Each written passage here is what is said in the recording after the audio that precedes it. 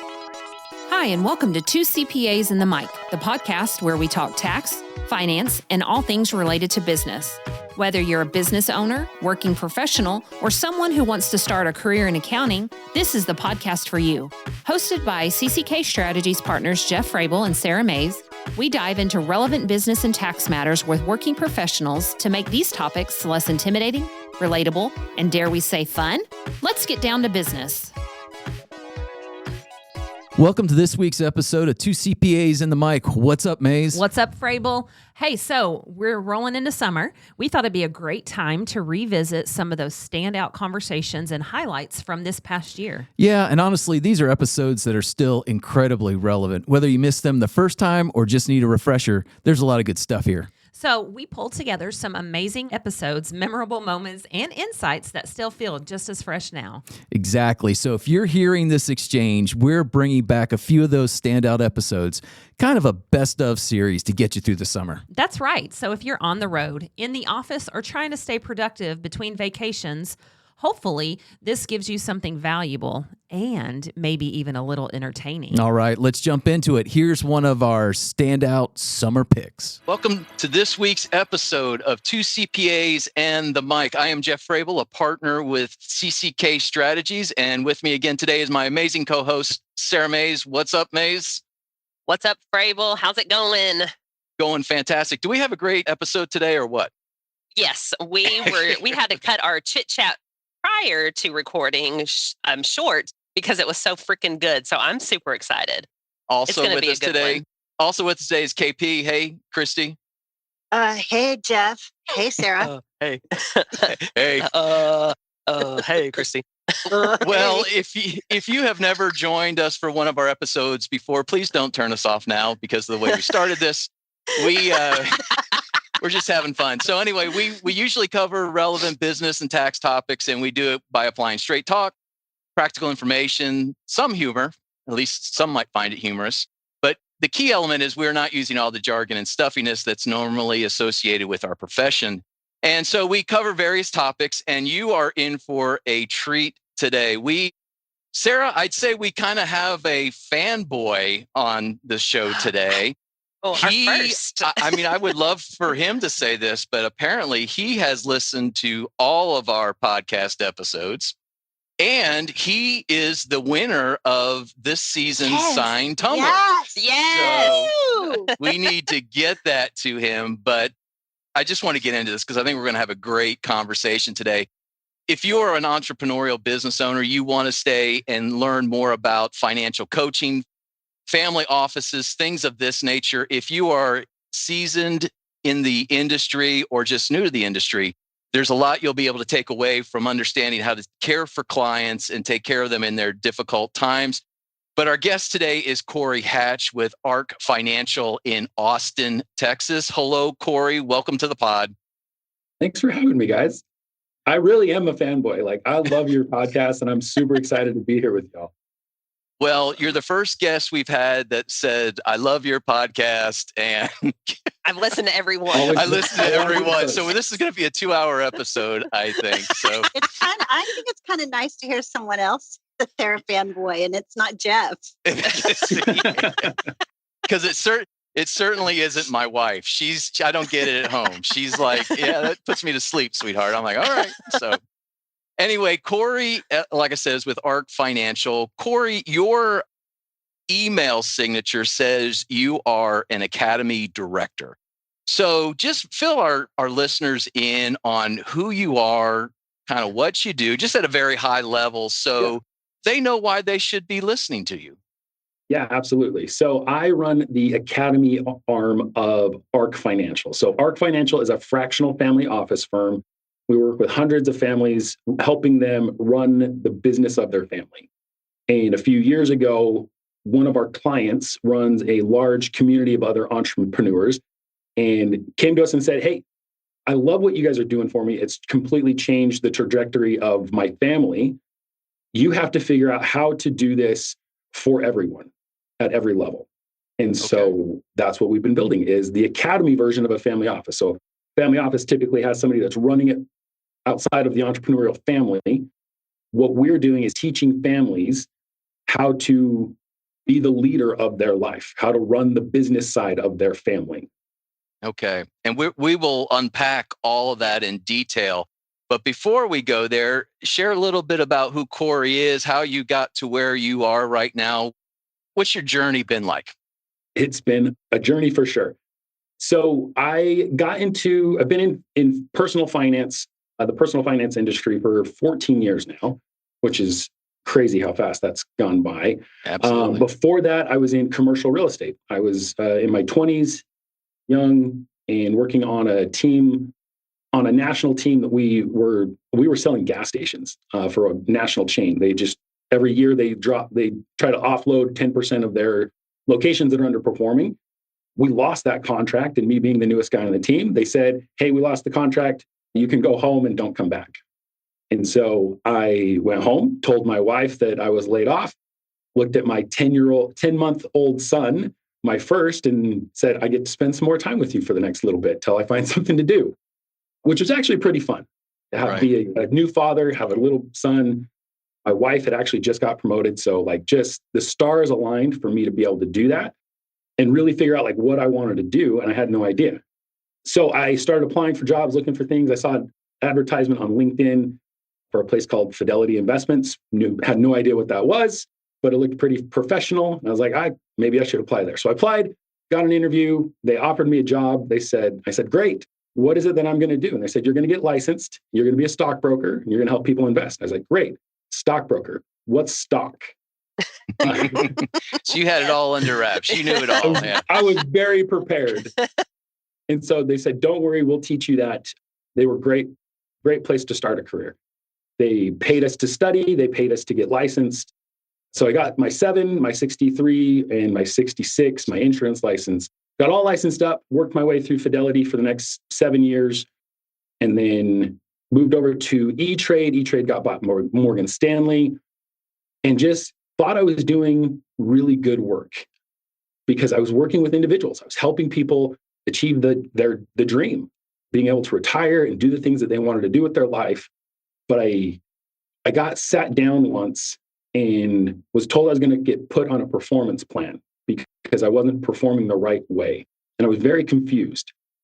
And the manager looked across the table and said, because as a financial professional, when you're licensed, you have a fiduciary responsibility to do what's right for the client, meaning that their needs come before mine. Mine is what's going to put money in my pocket.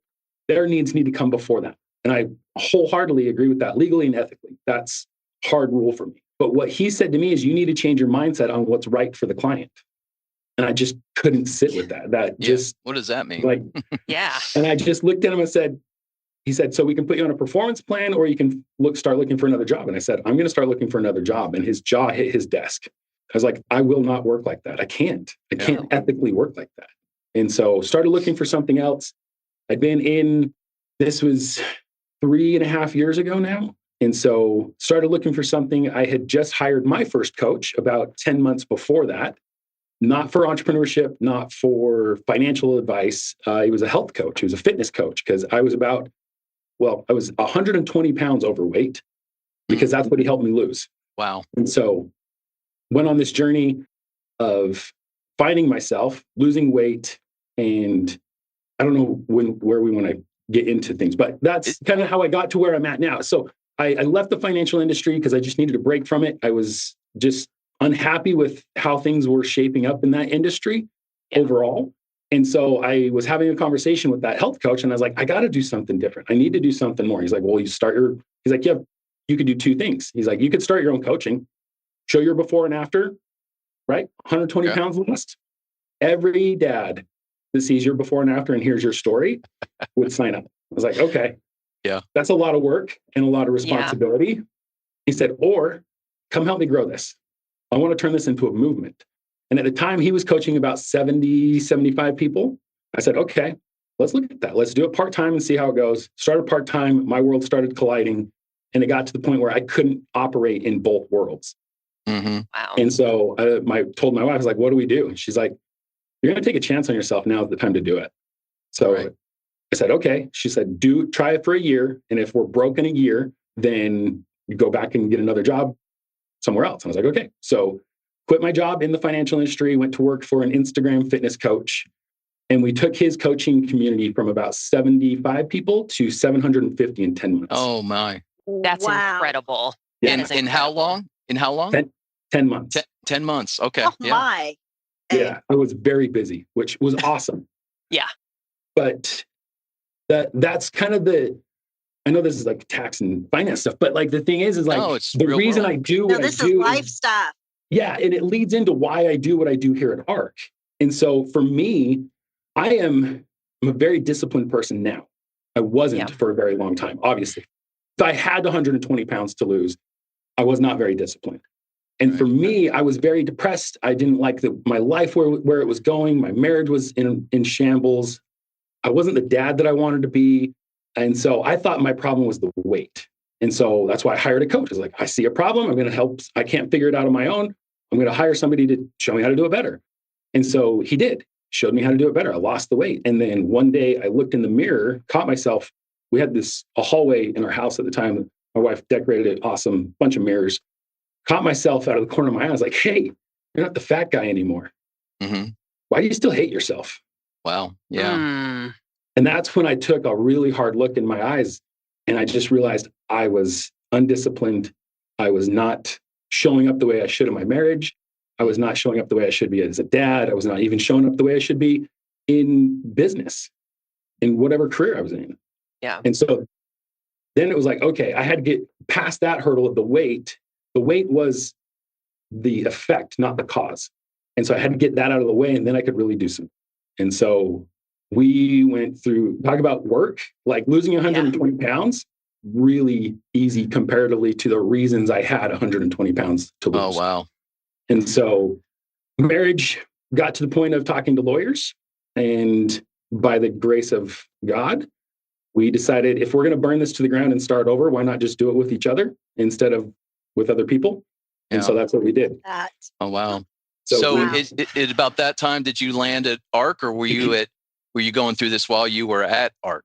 I was going through this before I got to Ark. So I had quit. I had left the financial industry. I was selling guys on weight loss, going through this whole journey myself, but being able to talk to men, it was a men's group focused on being a better father. It was just, we've approached being a better father through fitness and nutrition so that you can learn discipline somewhere and then apply it to everywhere else in your life. Mm-hmm. And so, but being able to sit across on call like this and tell guys like, look, I lost 120 pounds. I burned my marriage to the ground to the point that we were talking to lawyers. And I decided if I'm going to be the leader of my life, I'm going to lead a life I want to live. And it was an easy sell for these guys, right? Like, they're like, I don't know what you're selling. I want that. Whatever you just said, I want that. It was an easy sell. And so as I was doing all this work, started to rebuild our life, basically just sat my wife down and said, look, I hate myself for all these reasons, and you should leave because of these reasons, because I can't stand looking at myself in the mirror, and I can't imagine you want to be married to a person like this. And my wife, who is the most amazing woman I've ever met, looked me square in the eyes. She said, I know all that, and I choose to love you still. And I mean, someday we'll meet. I'm 6'3". I'm 250 pounds, about 10% body fat. Like, I'm a big man, and I broke and fell to my knees. Yeah. So, man, I didn't know we were going this way, and it's so good. It's so good, Cory. Yeah, so many nuggets to pull there. So fast forward a few months, and I get a call from one of the guys that I'd sold into the program. He had amazing success. He's like, hey, I've got a buddy that I want you to talk to. I think he'd be great for the program. I was like, okay, cool. Pick up the phone. It's David Bull, founder of Ark Financial. It's like, hey, tell me about your fitness goals. What's going on in life? David's into CrossFit. He's already really fit. He's a believer. He's a man of God. He's got a thriving business. He's doing all the right stuff. And I was like, that's awesome. We talked a little bit. I mean, told him my whole story, what I was going through, everything. Talked for about an hour. It was supposed to be a 15-minute kind of intro call. It turned into an hour. I'm a talker. I don't know if you can tell. And so at the end of it, he's like, I really enjoyed this conversation. I'd like to talk again and tell you more about what I do. I was like, cool. I love talking. I love learning. And so we got on another call. It was supposed to be like 15, 20 minutes again, just to tell me a little bit about Ark and what family office. Because my experience with Fidelity has a family office offering. Morgan Stanley has a family office offering. So I understood the concept of a family office. And he just explained more about what he was doing. I was like, that's awesome. Let's go back to that fitness thing that I'm trying to sell you. And so after he told me everything about Ark, he's like, look, I'm not going to buy your fitness program, but I really think you should talk to our operations manager or the COO or whatever his title was. I was like, cool. I was like, maybe I'm going to sell him. So we set up a call, got on the call, and it was a guy his name's Dan. He's not here any longer. But the way I remember the conversation going is thinking that I'm going to sell him fitness, like a fitness program. And he's like, hey, David said you're ready to join the team. What do we got to do to get you down here? Because I'm in Utah. They're in Austin. You're in Utah. And I'm like, what? I don't remember that part of the conversation with David. But tell me more, right? Like yes. This was like what I was looking for. And I think the fitness thing was given to me as an opportunity to really figure out who I was and what story I want to tell with my life, while Ark figured out that they needed somebody down here. And so we talked, we figured it out. We went back and forth a couple times. I didn't think it was the right choice at the first because it was moving. Like my son was just starting middle school. My youngest with my two younger ones I've got 3 kids, we were just getting in a groove where like our neighborhood was really good. Friends were great. Schools were great. Church was great. And we prayed about it and it was, no, don't go. Like, okay, easy answer. That's fine. Called him, said, I just don't feel right about it. And for the next 2 weeks, it just gnawed at me like, no, I know I told you not to go, but you really should reconsider this. And what hit me one day is I didn't even ask my kids, like if they wanted to move to Texas. Yeah. I didn't include them. And so my oldest was 12 at the time. He was the first one because I knew he was going to be the other 2 will follow him. Like he's a leader, like amazing kid. And so we were picking him up from a school activity or friend's house or something one night. And me and my wife were like, hey, we've got this opportunity, but we would have to move to Texas for it. And he lost it, just crying, tears. How could you do this to me? My friends, my school, everything going on. We're like, okay, cool. Glad we got the impression to ask. Like, this is a great conversation. So we go home. He storms off to his room, slams the door, and we're just downstairs talking, doing something, me and my wife. He comes down like an hour later. He's like, Dad, I'm sorry how I reacted. I was like, okay. He's like, I actually think we should go. Wow. I was like, really?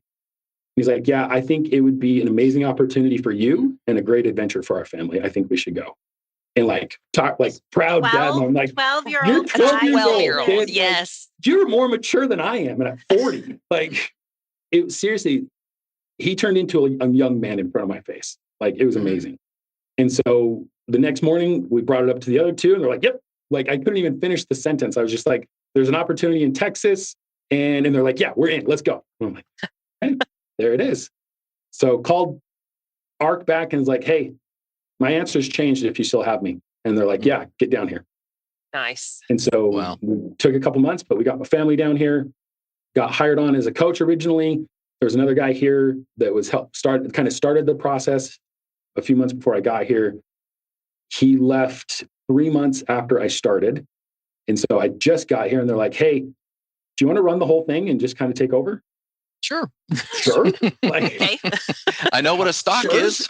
Yeah, I know what stock is now. Like I have an idea what family office is, but yeah, why not? Let's do this adventure that we've talked about. So that's fast forward 2 years and now we're here talking.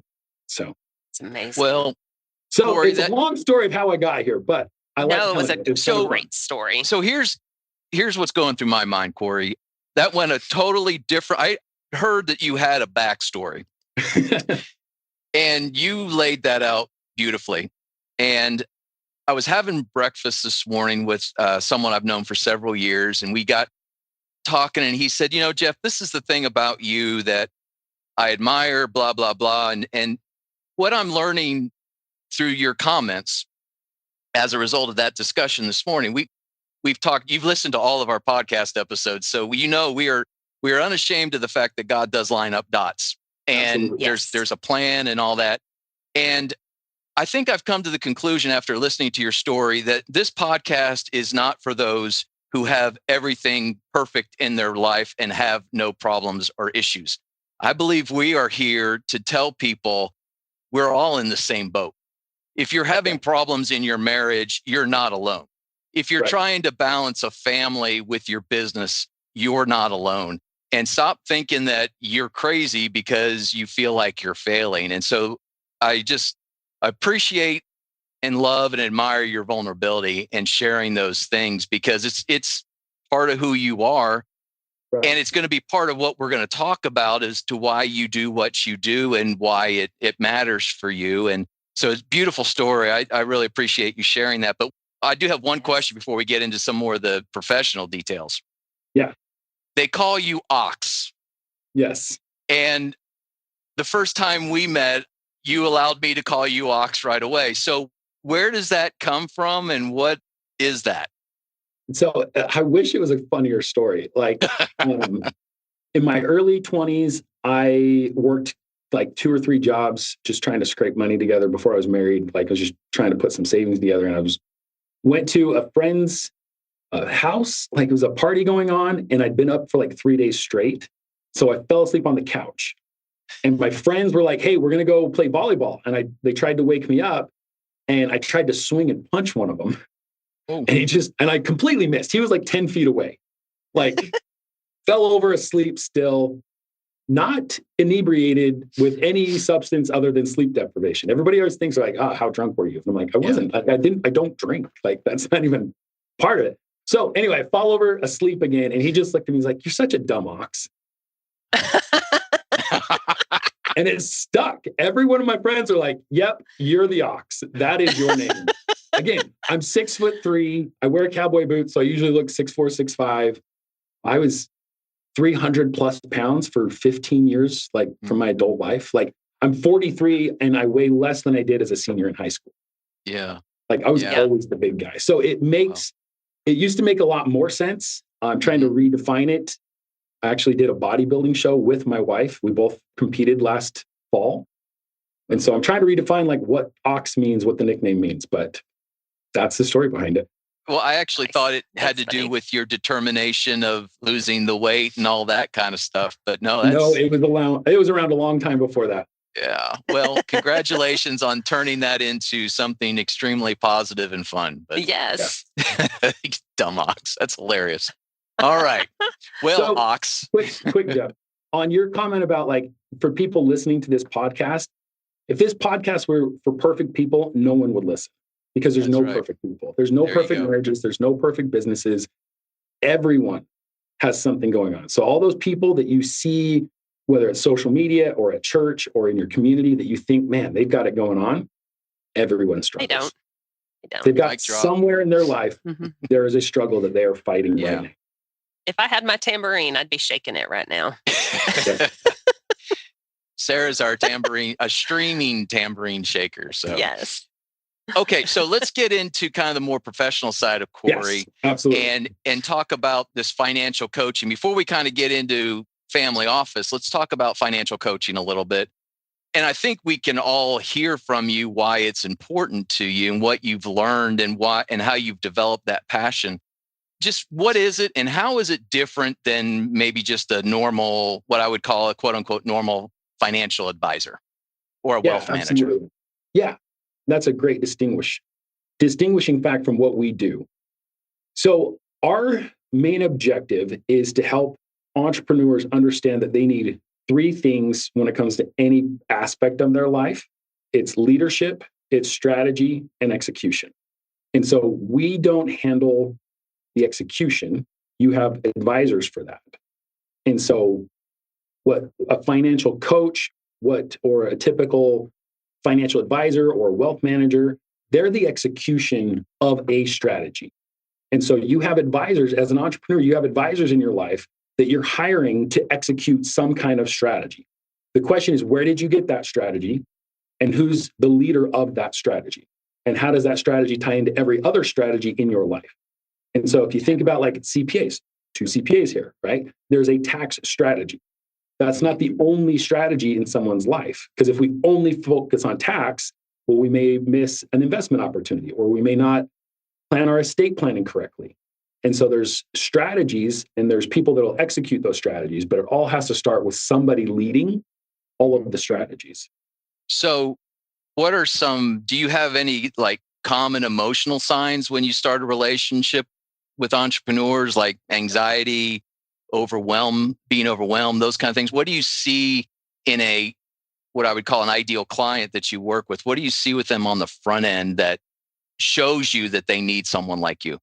Yeah, it's usually our clients usually come to us in a state of, it's a mix of anxiety, fear, and like excitement, because it's usually, I'm doing the best I've ever done. My business has more revenue than it's ever created. That has resulted in the most net income. My bank account has the most cash in it. And I'm scared that I'm going to lose it all. I'm scared that the tax bill is going to just wipe me out. And it's this place where entrepreneurs get when they've kind of hit success. I'm not going to say they arrived, but they get to this place where they can't self-educate anymore, because they're trying to learn is beyond just like basics. And so they go to YouTube, or they go to social media, or they're looking for something and they just don't know what to do next, because there's so many opinions on how to do that next thing. And a lot of times they don't even know what that next thing is. So are you saying then that you have successful individuals that come to you that don't necessarily have a money problem, but they have, I guess there's a common misconception that if you have money, you must be good with money. Right. And so you kind of see the opposite of that. Right. Because it's a lot of folks can be good at generating money and terrible at keeping it, or terrible at stewarding it, or terrible at like using it as an asset to build more. Right. Yeah. Like they're really good. Like I always joke, people, when I ask like, well, do you know how cash comes into your family? They're like, we have a business. I'm like, it usually comes in slow and it leaves fast, right? And they're like, yes, that's it. And so how do we get it to slow down leaving the family so that it's purposeful? And so if you've got like for cash flow, like there's lots of things that we could talk about, but for cash flow, if you've got cash coming into the family, what purpose does it serve once it's in the family? Is it a charitable donation? Is it a lifestyle? Is it a future expense? Or does it have another job? Is it building more wealth? Is it being reinvested into your business? And if you don't know what the purpose of every dollar is coming into your family, then it's just like anything else. If you're not aiming at anything, you'll hit it. Yeah. So as I was preparing for this, Cory, I was reminded of one of our guests last season was Matt Granados with Life Pulse. And he gives an example all the time of this lady who won I think it was $2 million jackpots within 2 years. And she's the only person to have ever done that was with the scratchers. Right. And by the end of year 3, she was broke. And his comment is she didn't have a money problem. She had a spending problem. Right. And it seems to me like your clients, again, don't necessarily have a money problem, but maybe they have a clarity problem. And so that's where you come in to kind of walk them through these various stages of confusion. Do you get into do you look at someone and go, you're obviously overweight. You may have an emotional problem that you're not satisfied with yourself. Let's work on that. Or they get into their marriage, or is it strictly financial? On paper, we are a family office firm. Working with families oftentimes leads into the personal side of things. And so I routinely talk about marriage communication, right? Like there's a handful of guys and the thing is, like, people hear my story and then they ask me about weight loss. They're like, hey, I know I need to do this. Like, you obviously figured something out. And I'm like, well, I hired a coach. I didn't figure out anything, right? Like, that's why I do what I do, is because I needed someone to show me how to do it better and then hold me accountable to actually doing the work. And that's like getting back to like why I do this. That's why I do this, is because part of the work that I've done is figuring out who I am and what my mission in life is. And we teach this, like one of the things that we teach folks is like clarity of vision. And so you have to get very clear on who you are, but you also have to get very clear on who your family is. And so what purpose does your family serve? And so we use a framework. There's a book called Legendary, written by Tommy Breedlove. And he uses this framework. And I think he may have borrowed it from somewhere else, but this is where I learned it. And he came in and did the workshop with us. He's given us permission to name drop him, use his stuff all the time. He's awesome. Yeah. Awesome guy. He's in Northern Georgia. But for personal vision is, he says, make a list of 3 lists. It's the first one is, what are you really good at? And don't be shy and don't be like, just drop the ego. You have gifts. You've been given gifts and you need to list them all out. And then you need a list of the things you love to do. What do you love doing with your time, right? Like my gifts, I'm really good at talking. I'm really good at picking up heavy objects. I'm really good at, I'm fluent in Spanish. So like being able to translate for my wife when we're in Mexico, she loves it. Like those are skills I have, right? Mm-hmm. What do I love to do? I love riding dirt bikes. I love spending time with my family. I love dating my wife. Like Friday nights are my favorite night. I get to date my wife. Like it's the best. I love spending time with my kids. I love helping people. I have a really good ability to help people uncover work that they need to do in their life. And then I love walking with people as they do it. That's kind of my thing. And then the third list is, what does the world need more of? And so that's I neat. think, yeah, it's really, well, it can be, but like, I think the world needs more tacos. Like, it's just the fact. I love tacos. And if you have an argument with somebody, you bring tacos, that discussion goes way different. And so the world needs more tacos, but I also believe the world needs stronger families. And so if I look at that, kind of my list as I did it, and you can use, you can throw it into ChatGPT, you can use like sit down and analyze, but you come up with a vision statement for yourself. And so I work with individuals to help them identify the work they need to do, walk with them, do it, because the world needs stronger families. And that starts with the individual. And so that's what I do. That's why I'm at Ark. Yeah. And so as weird, I was talking with our managing director this morning about this, as weird as it is, the reason I do all of this is so that folks can have a closer relationship with Christ. Mm-hmm. And so like when I say like, I need you to have a better tax strategy so you can grow closer to Christ, people are like, that sentence doesn't make sense. I love it. But it's stewarding your money. It is. It's stewarding, right? Because if you don't know what your tax bill is going into tax season, that means you're guessing. That means you're thinking. And I don't want people to think. I want them to know. And that's the clarity. Like if you move from I think to I know, that's clarity. That's peace. That's stewardship. That's the leadership aspect, right? Because if you think about like what we do is we're not the execution part. Like the easiest way for me to describe what we do is as a fractional family office. Like what is a family office? Because a lot of folks we say that to, they're like, so I got to go lease a building? Like where's my family office located? What's like, and it's not, right? Yes. It's not a physical place. It's a state of mind. It's an operating system. It's how we run our family. It's the business of the family. And so whether you're an entrepreneur or you're an employee somewhere, it's how do you run the finance of your family? How do you run the taxes of your family, the cash flow of your family, the protection, the estate planning, all those things that we have to do as families? That's the family office. It's the business of the family. And so what we do is help with the strategies and then coach you on the leadership of how to coordinate all of the strategies in your life and then find the right advisors to execute on those strategies. And that, to me, it almost feels like, I'm going to say, and this is where my questions coming in, Cory, is to me, that sounds, if I was 20 years ago when I had young babies and doing all those things, it wouldn't have even crossed my mind because I'm so in the thick of raising kids and going from day to day to day. And in my mind, I'm like, well, I ran my family office then, but back then I would have thought, oh, I don't have enough money to hire an attorney to get a trust in place. I don't have enough money to do X, Y, and Z. Is that where the academy comes in to, and maybe I'm jumping the gun, Jeff, but is that where the academy comes into play for, because early on you were talking about the academy was for everybody, where it wasn't just a family office, and it's really learning about how to do all these things, correct? Yeah, absolutely. And so we don't do the execution, but in your example, right? Like somebody has to do the execution. And that's where a lot of folks get frustrated, is because they're hiring an advisor who is going to do the execution. Right. But a lot of entrepreneurs think they're going to do the execution and they're going to do the strategy and they're going to do the leadership.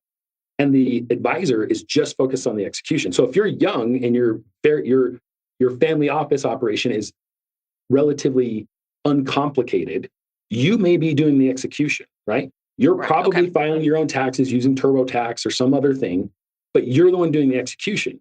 But you're also part of the strategy, or you're the one coming up with the strategy, and you're the one doing the leadership. It's just most folks don't realize that those three hats, you're either all wearing them or you farm them out to someone else. Mm-hmm. And so when your life gets complicated, then it's like, this is above my pay grade. I can't self-educate myself with TurboTax any longer. I need somebody to come in and do this. And so you hire your first CPA, right? Yeah. And so it's usually like entrepreneurs. We focus mainly with entrepreneurs. We believe that one day everyone will have a family office. My argument, everyone does. It's just whether they're operating it efficiently. And so, but if you're a business owner, at some point you're going to hire your first CPA. At some point you're going to hire your first bookkeeper. It's because you've got to the point where I don't have the time to do this. I don't have the expertise to do this. And it's cheaper to have somebody else do it than me making mistakes all the time and hiring somebody to fix it. Right. And so now you've hired out the execution of it. What folks get frustrated with is when they've hired the person that's going to execute something, they also assume they're going to come up with a strategy, and they assume they're going to be the one leading it, being the leader. And if you like CPAs, right? Like, it's not that your CPA can't do all three. It's just, if it's not clearly stated, they're not going to. You're hiring a CPA for execution purposes only. If you question whether they're going to do strategy or leadership, check your bill, because it's going to be a lot more than you think if they're doing leadership, strategy, and execution, because those aren't cheap services. Yeah. Right. And so if you realize that, the way I try to explain it to folks is, you're the CEO, right? Like, of your business. You're also the CEO of your life. You may have a boardroom table that people sit at in your business, and you've got marketing, and you've got sales, and you've got HR, and you've got all these different departments. Yep. And you take all those things that make your business great. You're the leader, but you've delegated responsibility. You've delegated strategy on how each of those departments should run to someone who's in charge of it. They report up to you as the leader. And then they have either they're the ones executing the strategy, or they have people under them that execute the strategy. And so we have weekly staff meetings. We have monthly leadership meetings. We have quarterly breakouts or quarterly retreats. We have big annual planning meeting in our business. And then I look at entrepreneurs and say, does that work for your business? Is that why you're successful? Like, yes, absolutely. It's like, great. When's the last weekly meeting you had with your family? When's the last monthly planning meeting you had in your family? Have you had a quarterly breakout or a quarterly retreat with your family to talk about goals and vision? Have you ever had an annual retreat where your family sits down and says, what are we working on this year? Because most entrepreneurs put a ton of time, energy, and attention into making their business feel like a family without putting the same effort into their actual family. Woo! Woo! Yes. I'm stepping on toes now. Yes. That's A good coach does. I call it how I see it. yeah. Yeah. And with everything that I've gone through, my core mission in this life, in this world, is the world does need stronger families. 100%. And if somebody's not willing to tell them that their family's not running the way it could, then they're just going to keep floating. They're going to keep assuming everyone else is the leader, and I'm just frustrated. It's not me. I'm not the problem. Everyone else is the problem. Well, you're the leader. I always think of the Spider-Man meme where they're all pointing at each other. Yeah. Yes. I'm not the leader. Like, I hired the CPA. He's the leader. Yeah. She's the leader. Yeah. I hired a bookkeeper. They're the leader. I hired an attorney. They're the leader. I don't want to lead. That's what's scary for most folks, is when they realize, oh, I'm the leader. I'm the CEO, not only of my business, but of my life. I have to make all the decisions. That's a problem. So in this process, Cory, it sounds to me like you go through the coaching part of it. We'll call it financial coaching, but it does touch on some other things as well. But you go through this process, and then is it the family office is kind of the end result of that process, where you gather, I guess I would say, how would you define the family office? And is it a matter where you gather, I would say the executioners, but that sounds bad, but you gather those that execute the various things that you are developed the strategy for. Is that reasonable? Yeah. The way I would say it's the system in which you operate your family. And so is it that you need to coordinate, like if you have a CPA, if you have an attorney, you've got a bookkeeper, yes, it's the coordination of all of them. Mm-hmm. But in Sarah's example, like, this is something you don't need an office space for. This is something your family office operates from the kitchen table oftentimes. It's just, you're sitting down intentionally making strategies and leading your family as hard as you do your business. And so, yes, it's coordinating your advisors, it's coordinating all those people that have anything to do with your family. But most importantly, it's you coordinating yourself. It's the self-discipline of running your family intentionally. And so, how do we track cash flow? How do we track taxes? I don't want to guess because I'm the leader. And so if I just wait for somebody to surprise, you think about a business owner, right? If you've got a sales team, would you wait till 3 months after the year ends to ask them how sales went for the year? Yeah. No, you shoot yourself in the foot, your business wouldn't survive, right? But we do that with our taxes. How did I do this year? I don't know. I got to wait till March when my CPA emails me. Not to throw any CPAs in the bus. I'm talking to them. Well, we don't do that. You know right, that. No, we don't do that. I completely agree. And you guys are great, right? And so, but a lot of folks out there do that with their advisors. They wait until the return is signed to ask questions. Yeah. And they're very reactive. Yeah, yes. Very reactive. And it's taking that proactive approach in life. And the reason that I love doing what I do is because I lived that. I lived the reactive life till I was almost 40 years old. And where did it get me? It got me on the brink of divorce, on the brink of losing everything. It got me to a life that I never would have imagined for myself 20 years before that. Yeah. And so switching that mindset, no, I'm on offense. I am proactive. I am making choices. I'm living intentionally. And I'm holding people that I invite into my life accountable to my stand. What would you say to, especially if anybody's listening and maybe they haven't hit a pivotal point in their life where, they feel like, oh, something's got to change, but they're feeling really inspired about what this looks like. And what would you tell somebody? Just be like, hey, or is there a trigger point or something that just says, hey, you need to just start now? I feel like that's the answer. You just got to start now. Yeah, and where to start? Where would you start? Well, and it's like, I'm a fitness guy, right? I love fitness. And so I'll liken it to that. Do you want to wait till you're 100 pounds overweight to get in shape? Absolutely not. Right. And so when was the best time, like the old saying, when was the best time to plant a tree? 100 years ago. Well, when's the second best day? Today. Yeah. And so it's the same thing. When's the best time to not get overweight? Well, it was 10 years ago, but start today. Yeah. And so where would you start? With a family office? Yeah. Or even just an academy or anything like that. Absolutely. Is there somewhere that you would look at? Would you look at investments first, or would you look at retirement accounts first? Where would you start? We start is organization. How organized are you? And so we have a whole, we call them playbooks, but we have a whole organization playbook of here's how you file your files, right? Because if we're looking at risk, we're looking at organization, ease of life. So if I need to find a document, I need to be able to find it in 60 seconds. And if you really want to be organized, can your spouse find the same document in 60 seconds? Yeah. If you can't, then you're not organized. Okay. It's as simple as that. It's just getting organized. Where do we start there? It's, if I'm an entrepreneur, having an entity chart, what do I own? How do I own it? And what's the purpose of it? So that if I'm going to get funding for a new project or a loan, or I've got to talk to my estate planning attorney, hey, what do you own? What needs to be in the trust? What needs to be in the documents? This is what I own and this is how I own it. And right? what do I owe against it? Right. Yes. Yeah. Right. And that's the next one is a net worth statement. Right. Yeah. So we use if I ask entrepreneurs, hey, when's the last time you looked at your P&L? They're yesterday, weekly, right? There's a scheduled. Or they say, what's a P&L? Right. Or they say, do you mean my checking account? Yes. Yes, your checking account. How often do you check your checking account? Daily, hourly, right? And so, but then you ask them well, what's your net worth? What's that? Yeah.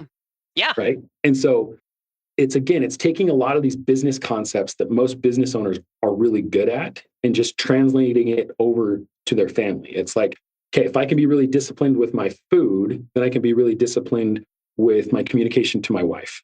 Or if I show up and control what I put in my mouth, I can control what comes out of my mouth. And so it's learning discipline in your life and then figuring out how to translate it to other parts of your life. And so getting organized, just knowing that you're organized relieves so much unseen stress. Having an entity chart just clears things up. Having a net worth statement, if you are a successful entrepreneur and you've gotten past the point of worrying whether you can pay the electric bill or not, then you should have a net worth statement that you're updating monthly, quarterly at some cadence, because now if we want to make progress somewhere, we have to track it. To track it, we have to measure it. And if you're trying to create more net worth, then you need to have a scorecard. And that's what a net worth statement is. So if you're checking it monthly or quarterly, it's how did I do this year? I had a goal. Did I achieve it? What are the steps? And then you can back into things, because as soon as you have that net worth statement, you have a baseline of where you're currently at. Great. Now I can set some goals for a year from now, for 5 years from now, for 10 years from now, but I have something to base it off of. So, Cory, I'm wondering how this plays out, because I'm just going from personal experience. I've often told my wife, if something unexpectedly happens to me, go see my partners, go see our banker, go see 2 or 3 other people. What's it like when you start? And I'm going to say this could be the wife could be the entrepreneurial spirit. The husband it could be either one. It could be both, whatever. Do you get in these situations when you start to unpack this? Because I'm assuming everything's out on the table. Do you get in situations where the spouse goes, I had no idea, or we're really doing that, or we really owe that? How do you navigate those kind of situations? Yeah, absolutely. I've experienced both ends of the spectrum of we owe how much to who for what? And then I've had the other end where it's I'm sorry, we're worth what? Where did that come from? Yeah. Which has been awesome. That was the one I'm thinking of. The wife was the bookkeeper in the early 60s. And I was like, so knowing that, what would you change? She's like, I don't want to be the bookkeeper anymore. I looked at him and I was like, fire your wife right now. And they both got really giddy. We can do that? You should have done it a long time ago.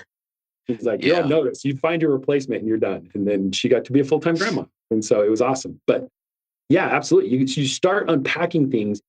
And because entrepreneurs are very good at having it clear in their head, but they don't often translate that into having it documented somewhere. And they very rarely have it documented well enough to be able to repeat it. And so if we've got things in our life, like a business, like a charitable plan, an estate plan, if it's clear in your head, that's great. I'm glad it's clear. But if it's not documented, then nobody knows. If something happens to you, nobody knows. And if it's not repeatable, if you've got it documented on a notebook in your drawer, who's going to know to look there? Who knows how to repeat it? And so as we help folks build out these strategies, the leadership of it is it clear? Is it documented? Is it repeatable? And if it is, then now you're acting as a good leader. Mm-hmm. Yeah. Got it. So when you get to that point and you've got everything organized and you've got your goals set and you know where you're going to go, and you have regular meetings through the year and you've hit goals, all those things, how often should you revisit your organizational documents for the family? And how often should you revisit goal? Is it once a quarter, once a year, every 5 years? What's that look like? It really depends on what specific thing you're talking about. Because we've identified, in the academy, we have 18 playbooks that we operate off. And then with our full family office, I think there's another 40 or 50 that they can pull in. It just depends on the complexity of the family situation. But one of the kind of the things that we've built out is what we call our family office operating system. It's a mouthful. We're not good at marketing. We're good at tax and planning. But we call it the FOOS, the FOOS, the family office operating system, because it's a mouthful. But that's the schedule. And so it's, okay, we're going to review goals once a month. We're going to review cash flow once a month. We're going to update our net worth statement once a month. That's the intention. Because if you think about how often do you have a leadership meeting in your business, you should have a family office meeting on the calendar and respect that enough to hold to it. And so what I always challenge my clients to do is pick 2 hours before a meal. It could be a Friday afternoon lunch. It could be, or a Friday morning before lunch. It could be an afternoon, but do your family office meeting and then go have a meal together. Because again, I believe in stronger families. So if I can force you to date once a month, I'm going to, because I selfishly win. And so work on your family, on the business of the family, and then go date your spouse if you have one. It doesn't, if you don't have a spouse, still operate this way. Because at the meal, dream. Do the business and then go dream. Dream together if you're married. If you're individual, dream about the life you want to create because you just did the work to see, I'm actually making progress. What does that translate to? Good. That's good. Okay. Vrabel, you had a question. Well, yeah, I totally did. stepped over you. No, you're perfectly fine. I just wanted to kind of get back to some of the more practical things of the family office and ask Cory, who's generally involved in the family office as far as service providers? I'm sure it's not a one size fits all, but are there some common players? But then there's also, you've seen also these other providers. What's normal and what have you seen? Yeah, absolutely. So when we onboard a client, we go through and basically just take inventory of all the advisors that they work with. And so, I mean, we're working with entrepreneurs, so they usually have a CPA, and a CPA works both on the business and on the family, right? There's two returns, at least two returns. There's usually lots. But so you got a CPA, oftentimes there's some kind of bookkeeper fulfilling that role. And so whether they're just in the business, they could be in the business and the family.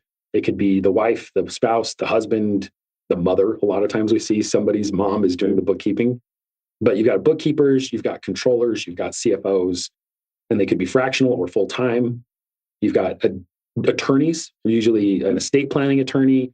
You've got a contract attorney. You've got a real estate attorney, litigation attorneys. Let's see. Then you've got insurance agents, personal, business, commercial. We've seen cybersecurity advisors. Depending on the size and the type of business that you run, you might need extensive cybersecurity. And I actually recommend it for any entrepreneur, for any individual. There's cybersecurity services that are relatively inexpensive for families. We live in a technology age, and if you've got children or a spouse or yourself, you're at risk. And so you should have some kind of cybersecurity protection around your family. I would imagine the key here is not to be, if someone's listening and considering this, the key is to not be overwhelmed by, there's no way I could deal with all those people. That's on a scale from very simple to very complex, I would imagine.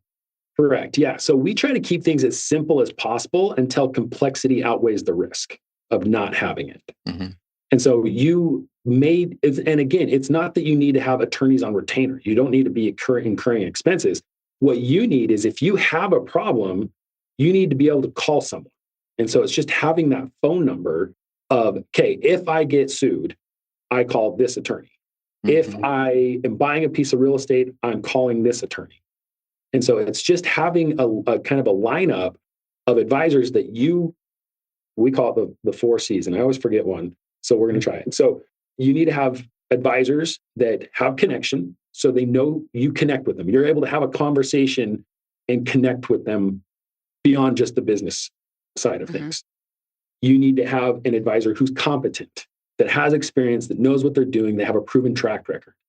You need to have an advisor that knows how to communicate on your level. If I send a text, I expect a 24-hour response. If I send an email, I don't want to wait 3 weeks to hear back. And so this is my expectation of communication. Are they comfortable with that, and do they agree to that? And then the fourth one is, I always forget one. Connection, competency, communication, collaboration. That's the last one, right? Are they willing to play nice in the sandbox? Right. Yeah. Because if they're not, if I've got a CPA and I've got a bookkeeper and I've got a fractional controller and a fractional CFO and I've got an attorney, and they all need to be able to communicate with each other, if they're going to be the biggest ego in the room, then I don't need to work with egos. I need to work with collaborators. I want everybody to play well together, because we're all here for one reason, and it's to help support the family. And in full disclosure, we do work quite a bit with Ark, between Ark and CCK. And that's been one of the staples of CCK since forever, about, we just want to be at the table. Right. We don't care who's got the idea or who executes it or whatever, but just being at the table and providing ideas and concepts is really where it's at. And so the team is really what's most important. And so those are the kind of people you're looking for to bring into the family office, it sounds like. Right. Absolutely. All right. Well, Christy, we're getting ready to close up here, but you've been strangely quiet, but I see you taking notes and stuff. Is there anything that you wanted to bring into the conversation before we start closing up? You kind of covered it all. Okay. Yeah. All right. I see those wheels working. I just want to make sure. So, well, Cory, as we wrap up here, got a couple questions, wrap-up questions, but what's one mistake that high earners keep making that you see? They assume they're the only ones. They assume that, oh, I'm successful. I hang out with other successful entrepreneurs. Whatever it is, we hang out at the same gyms that are nice. We drive the same nice cars. Whatever it is, everyone's facing a struggle and they're too embarrassed or scared. I don't know what the right word is, but they don't share their struggles. And just because you have some level of success in your life does not mean that you have to do it alone. Like everyone needs help. Everyone needs community. Everyone needs somebody that they can call and say, look, I've got this going on. Can I share a scripture? Is that okay? You bet. Yeah. Mm-hmm, absolutely. My very favorite scripture is Luke 22:43. And it's a scripture that's often overlooked. A little background, if you're not familiar with Luke 22, Christ is in the garden. He is suffering. His mortal friends have failed him. They're fallen asleep outside the garden, and he is alone to do, in my opinion, the greatest act of humanity we've ever seen. And in the final moments, he asks if he has to do this. If there's any other way, let there be another way. We know there's not. He has to do the work. Only he can do the work that he's about to do. But in verse 43, it said, and there was an angel sent from heaven to strengthen him. Mm. So even our Savior, when he was performing the work that only he could do, had an angel strengthening him. He wasn't alone. Heaven sent help. And so when you find that you are in that position where you feel like the world is crushing you, you're going to lose everything. It doesn't matter how much you've built or what you've accomplished in life. Do not think that you're alone. It's good. We'll just let that marinate for a little bit there. I've never heard that, Cory, and that speaks volumes. It really, and it kind of lines up with something I wanted to say several minutes ago about the concept of coaching and just that everybody needs somebody. It's not a sign of weakness. And I think we kind of grown up that way, honestly, from the World War, the boomers and the Gen Xers that just will struggle through this, will make it work. And it's kind of our younger generations that are going, you got that wrong. You need help. And it's not a cliche. It's not what's in fashion. It's just straight out truth. And so everybody needs somebody in some area of their life. And we just happen to be talking about the financial aspects today, but it trickles down into all of it. And I'm sure you've seen it all. So I really appreciate those comments. I think we'll leave it there because that was pretty good. Cory, so as far as people reaching you, they listen to this episode and they go, man, I get it. I need something. How can they reach you? This is kind of a strange question, but it happens to us all the time. There's certain people that we can economically work with and some that we can't. Mm-hmm. But we have I get somebody and they call, so-and-so told me to call you, and I can tell that it's just not going to work that way, but I still want to care for the person. I could tell that's where you are.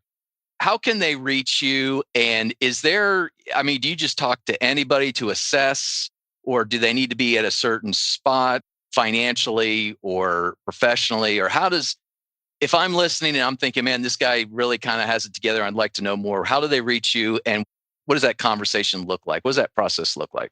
Yeah, absolutely. So they can email me. We just have an inbox, academy@ark, A-R-K, like the boat, arkfinancial.com. So academy@arkfinancial.com. And then if they want to call me, like my cell phone, it's 801-907-1382. Call me. I'm always happy to talk to anyone. I try to live that scripture. I try to be an angel of strength to anyone that needs it. So call me. And then if you want to work together, we range from $500 a month to $5,000 a month or higher. It depends on the level of complexity you have in your life and the level at which you want assistance with that complexity. Makes perfect sense to me. All right. So if you're taking anything away from this episode and feel like you need to reach out to Cory, please do so. With that, we're going to wrap up. But Cory, since you've listened to all of our episodes, you know what's coming next. Yes. Rapid fire. What is it, Sarah? Rapid what did he say? Did he say it? Rapid fire. Oh man, we should have done it with Cory. All right. So Cory, I get the privilege and the honor of going through this with you today. So here we go.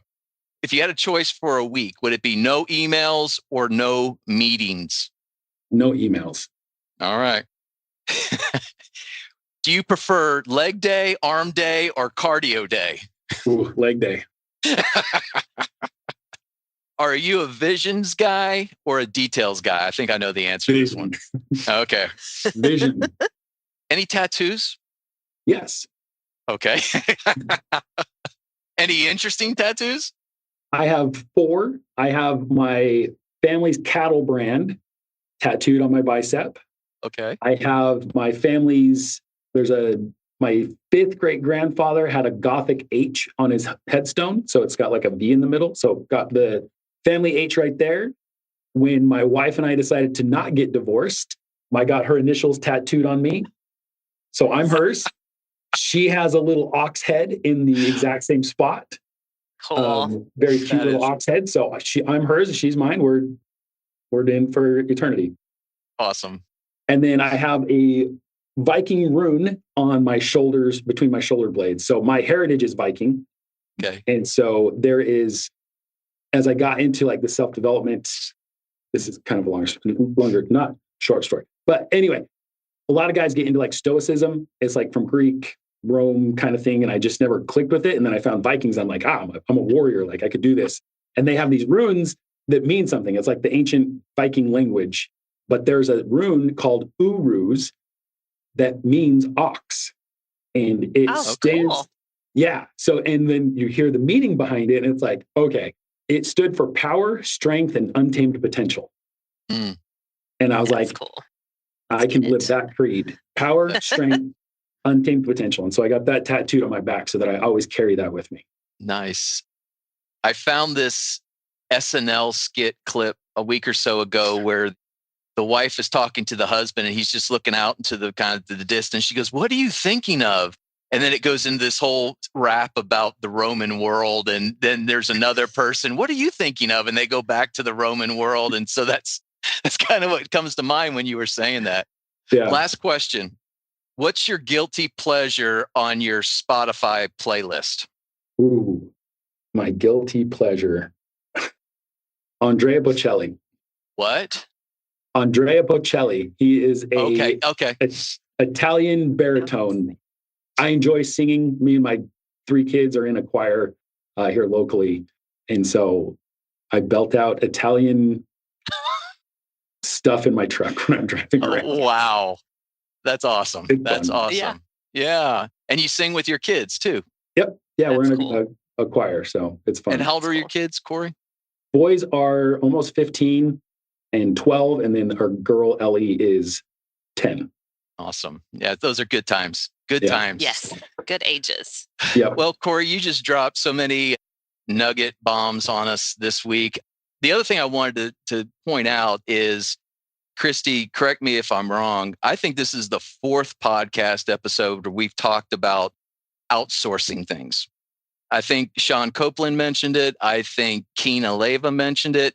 Lisa Riley mentioned it. And now Cory Hatch has mentioned it. So 4 very professional individuals that are providing insight and guidance to what makes things a little bit better in their world. And so I think we may need to start listening to that. So Cory, thank you for being honest. Thank you for being vulnerable with us and providing all this information.